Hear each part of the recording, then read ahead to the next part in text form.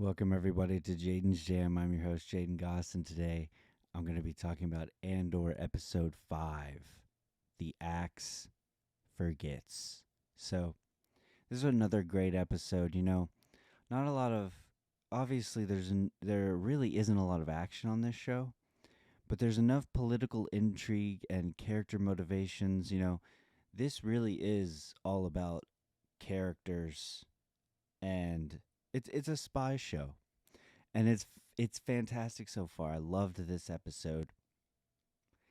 We don't need a ton of stormtroopers getting gunned down. We don't need lightsabers, and that's what I love about this show so far. It's really proven that, and I like that we opened with Cyril, and we saw like he's got a domineering mother who, and it's one of those things where like it's really relatable actually. Like I found myself really feeling for him even though he's a douche, and even though he's like an imperial puppet.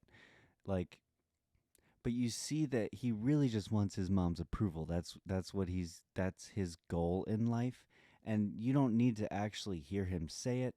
You get it enough from just their conversations this episode, and I just found myself enthralled. And his facial acting is so good. Like at the throughout his conversations with his mom, you see that he's like he doesn't want to hear it. Like you can tell like he's fed up. He's dealt with her nagging him like his whole life, and now he has to move back in with her. And like he's basically got to deal with it. But you see all of his facial acting is so good. The actor, who I didn't get the name of because I'm an idiot, so we'll just call him Cyril. But especially I love the last shot we see of him this episode was him just looking at that transmission of that data log or whatever it's called, where you see the young Andor, and you can see just it's so subtle. It's still he's really good at subtle facial acting. He's not like overdoing it, but you can see the anger in his face towards this man. That basically he blames everything that's happened to him on Andor, and I just love it. I can't wait to see like what happens with him next. And yeah, so I loved all the little scenes with him. We even got to see some more blue milk, ugh, which is disgusting. But the cereal actually looked pretty good, to be honest. Maybe not the blue milk part, but the cereal looked pretty good. So, anyways, then we got like Mon Mothma. We got more of her home life, and God, it's so uncomfortable seeing like how they're basically in a loveless marriage. They honestly seem to hate each other, and I love that they don't even have to argue with each other for you to pick up on the fact that they don't love each other. They're stuck with each other for some reason. They just won't divorce, or they're on the verge of divorcing. But something that I picked up on, the first time we see Mon Mothma, we also meet her daughter, Lita, and we just see, with a lot of the dialogue, I really picked up on the fact that I think like her daughter blames her for the fact that she's never home. She's like never home. So it seems like she's always with her dad, and her dad won't back up her mom. So you see like the hurt on her face. Her daughter says some pretty hurtful things to her. And as a parent, I can really relate with that too. Like, I found so much of the surreal stuff, so much of the Mon Mothma stuff so relatable. I mean, I'm not in a loveless marriage. I love my wife, but yeah, I can definitely relate with some of the daughter stuff. And then, something I picked up on with the daughter, like getting, like saying the kind of stuff she was saying, it sounded like that's kind of the stuff that she talks about her dad with about her mom. And it's probably like stuff she's heard her dad say, and so she's like just throwing that kind of stuff back at her. I don't know. I really felt for Mon Mothma, and it's cool seeing like the family dynamic. This show really is all about the characters. It's not. It of course is about the rebellion being born, but it's also just about all the different characters of this show. Like this is building everybody up so well, and so We also got to see Deidre and or Hurt Heert. I don't know how to pronounce his name. And it's cool seeing Deidre, she's starting to figure out how the rebellion is working, that it's not one big massive effort. It is a bunch of little things popping up here and there, and yeah, they are in concert with each other, but at the same time they're trying to spread it out so much that no one notices and no one will go, "Oh wait, is this a like is there an uprising happening and we're just like treating it as different symptoms instead of going to the source." And it's cool seeing the empire actually be smart and start to pick up on at least one of the some of the imperials picking up on this rebellion that's slowly rising up. And there's great dialogue. Deidre talks to her, and she's like, this is the smart way to do it. You never climb a fence twice. He says it's too random to not be random. So it's just the dialogue is so good. The writing is so good in this show, and I'm just, it doesn't come off as cheesy to me like a lot of Star Wars dialogue can. And I'm a huge Star Wars fan. I mean, you can see some of my pops back here. Like, I've been a Star Wars fan for basically my whole life, but I can admit that a lot of the dialogue is cheesy. But in this show, it's so smart, and it's so cool seeing like Imperials not be stupid and just straight up evil and cannon fodder. Like, they put so much focus on the Emperor and Darth Vader and some of the Imperials, like Tarkin, but most of them are just cannon fodder. So it's cool seeing like they're actually giving some character to these Imperials and not just making them one note evil villains. Like, you're getting some motivation here. And it is a lot of just, I want to rise up. It's definitely like, I want promotions. I mean, we see it on Ferrix, where um, the captain there, Captain Tigo, I think was his name, he was talking to Lieutenant Supervisor Blevin, and he was he even says like, "Can I be prefect? I know it doesn't like raise my pay, but just the title itself." So you can tell that so much about the empire is rising up, is just climbing the ranks, trying to get above and above, and they don't even care about the pay. It's all about the titles. And I just love that little moment.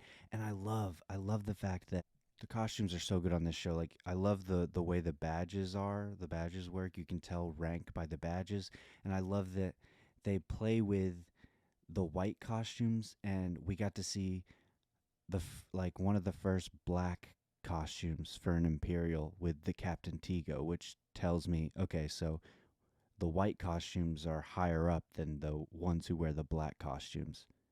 I don't know if that makes sense, but it is just cool seeing this little stuff. Like, this show, some of the best Empire stuff I've seen in a long time is on this show, and it's so good.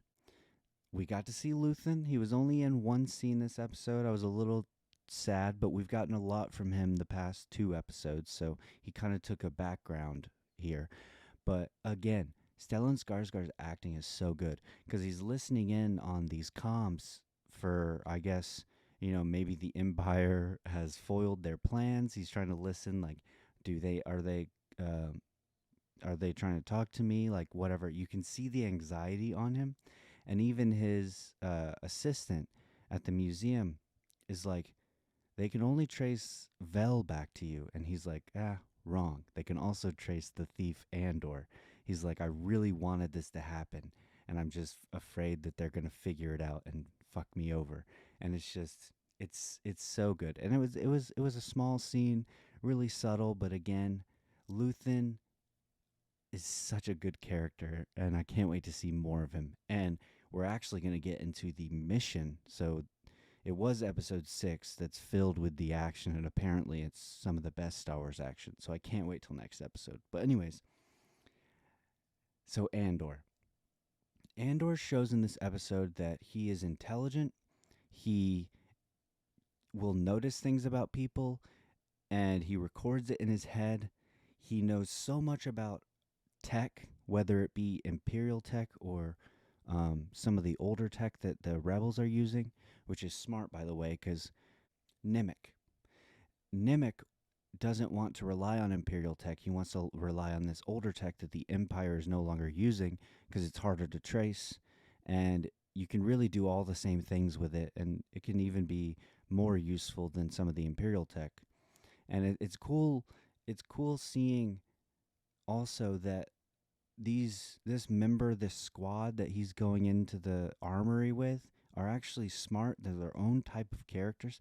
I love Skeen, played by he was in a great show this year, The Bear. He was great in this episode. I love how the first time we see him in this episode, he's shirtless. He's gone through Andor stuff and the tattoos. Cool that they're using like a lot of visual storytelling too.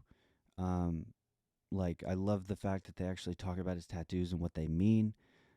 As someone who has tattoos of my own, I just like finding that stuff out. Andor, another thing about him is he doesn't want anybody to touch his stuff. He's very angry. He's trying to protect this crystal because he's trying to hide the fact that he was paid for this mission, that he's not like, he hasn't bought into the rebellion yet. And all of these other characters have. So the whole episode, Skeen is trying to figure out, like, what do you actually believe in? Like, he's trying to find more information about Clem. And Andor won't give him anything. And then when he finally does, he cuts the necklace off. He finds the kyber crystal, and he's like, "Haha, I got you. Now tell me who you are and like what you want." And Andor basically, it ends to where he doesn't really have to tell. He doesn't have to tell them the truth, but just to end this suspicion about him, he's like, "Yes, I was paid to come here. I was paid to join this mission."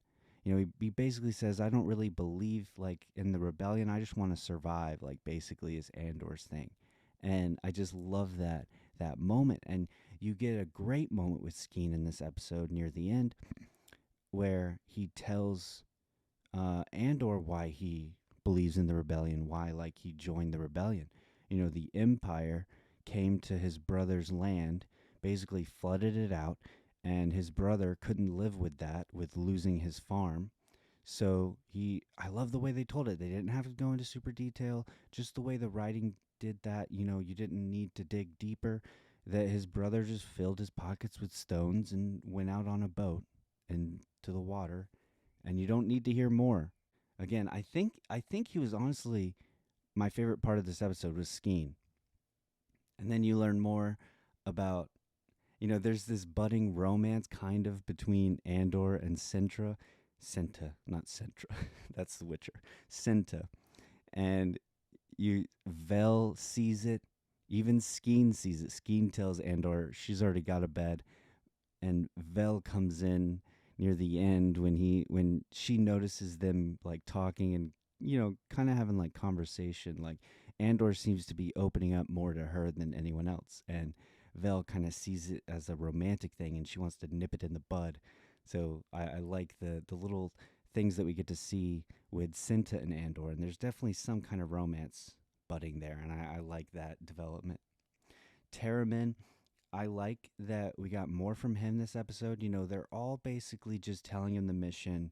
He's showing them, they have several moments where Andor, when they're doing their Imperial formation, because Terramin wants to see if they can fake being Imperial soldiers. And there's a great moment after it's over when Andor is basically telling him, "Hey, you need to shoot from your outside arm and you guys are in the wrong sides. Like, you need to switch sides." And then Vale asks him why.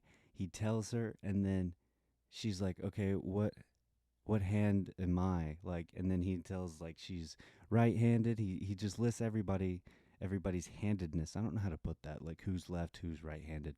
You don't need a lot of exposition to know that. You get that moment and you're like, "Oh, cool." So he's actually really smart, and he's had to scratch and claw to survive on Ferrix and various other planets. And you just see that that's made him a formidable rebel. And he even shows leadership capabilities. He's trying to find out, like, they're asking him about the weight of the shuttle and how to get it off, basically, and he's like dumbfounded that they don't know how to do it. And he even ends that conversation with Vel and Terramin, where he's like, "I'll pilot it, like I will pilot it," and they're like, "Okay, okay, that's fine." But I guess, and I like that there's even still some mystery with Vel and Senta, because we don't know what part of the mission they're going to do, because leave they leave them at the end of the episode, so they're not going to be a part of this part of the mission. So I'm very curious to see what they'll be doing, and I like that it left us in the dark about that, because Andor's in the dark about it, and we're finding out stuff that Andor's finding out. I like that the audience is at the same level of Andor finding information out. It's very cool. It's very cool. I just like how they've shown that so far with the writing and the directing. And God, it's so good seeing actual locations too. And the TIE fighters, like getting to see a few TIE fighters was cool this episode.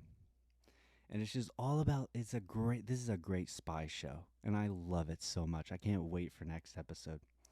And basically, like the whole episode, Andor is questioning like Lieutenant Gorn, like to other characters, to Skeen, and then he talks to Vel about it later near the end of the episode. Like, why are we trusting an Imperial lieutenant to help us with this? Like, why is he joining us? He's an Imperial. Like, you guys should not trust him. And like, how do you know he's not leading us into a trap? And I like that. We get a little bit more explanation about him. We get, Vel says that he fell in love with someone. He lost a promotion because of it, and then he lost the woman. So I don't know if I guess that means the Empire killed her. That's what I got from that. And she says a great line. She says, "Everyone goes through their own rebellion. They've gone through their own rebellion to get to the point why they're joining this rebellion." It's just, again, great writing, great directing. This show is beautiful. I love so much about it. It's a great show, and we do get to see that even the Empire, like some of the Imperial soldiers, even want to see this eye, like this big festival that's happening, and you get to see like all these different. I think Nimic in the last episode said it was a bunch of crystals that like shine in the air, and they call it the eye. And even the Empire wants to see it. They want like to have a lower garrison of troops stationed so that they can all go up and watch it. And I think that might backfire on Gorn and his mission, because he kind of lets it happen. He's kind of like, okay, he relents. So it's cool that we even got to see Gorn and his job, and how he is checking everything out, making sure everything looks good so that they can do their mission successfully. We got to see what the paywall looks like what they're going to be um, capturing and taking. So that was cool. Again, another great episode. There's a lot happening, not a lot of action, so I can see why this is losing some people. But for me, it's fantastic. I love it. Best Star Wars I've seen in a long time, especially since Disney bought Star Wars. And yeah, this is I can't wait till next episode and see all this action.